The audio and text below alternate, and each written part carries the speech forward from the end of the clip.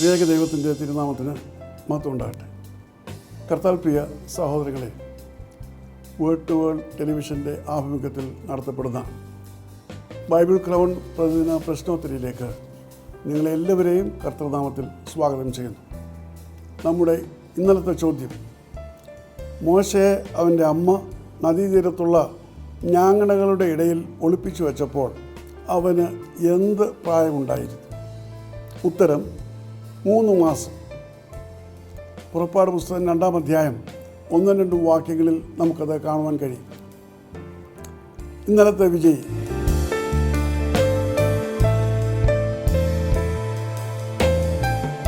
ഇന്നത്തെ ചോദ്യം: തിരുവചനത്തിലെ ഏത് പുസ്തകത്തിലാണ് പൗലോസ് ഒനേസിമോസിനെ കുറിച്ച് എഴുതിയിരിക്കുന്നത്? ചോദ്യം ഞാൻ ആവർത്തിക്കുകയാണ്.